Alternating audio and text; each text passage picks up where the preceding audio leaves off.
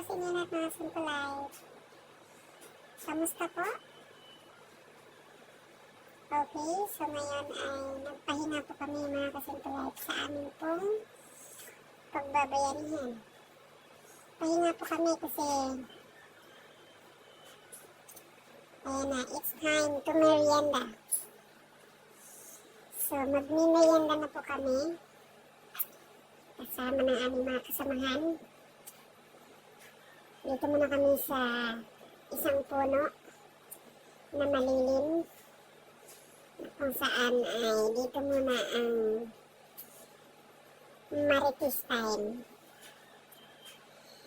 Marites time muna, chika-chika. Ayan. So ito pong aming merienda. Malaking kaldero na may mais. At nag-iisang mais na yan na nagsugbapod ko. Dahil na-miss ko na yung inihaw na mais. Pagkatapos silang magluto ng nilagang mais, ayan, so naglagay ako ng isang pirasong mais dyan para maihaw. Ayan, so binabaliktad ko na. Sinunog ko muna yung kanyang balat. Masarap ang mais na yan, bagong harvest. Bagong harvest po yan. Dala po ng aming kapatiran. At yan po ang napagsunduan na. Yan ang merienda. Habang nagbabayanihan. Daming apoy. Sayang ang apoy eh.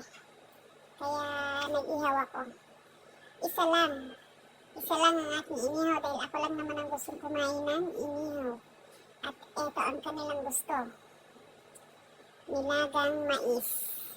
Nandito na nga kami lahat.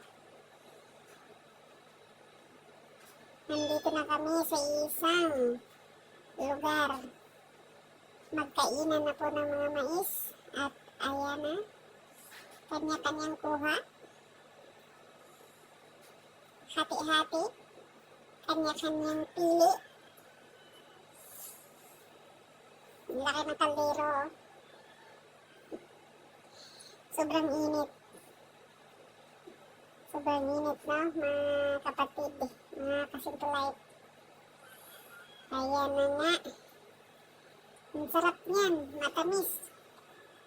At yung sabaw. Sinadya talagang hindi tanggalin sa balat.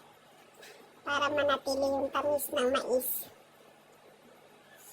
So, sobrang init oh. Diba?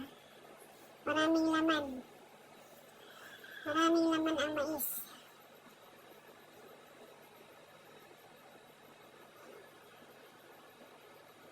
Kanya-kanyang kain na. Kanya-kanyang pesto kung saan gusto mo po.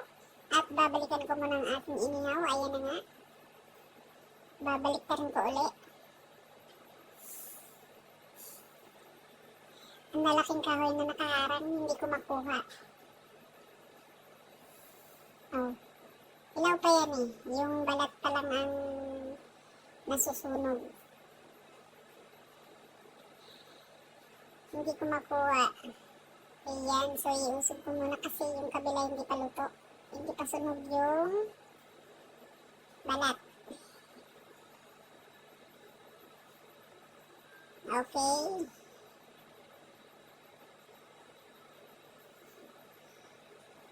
So, pitahan mo na. Ang saya pagka magsama-sama mga kapatid. Masaya, sama-sama sa gawain. Masaya, sama-sama sa pagkain.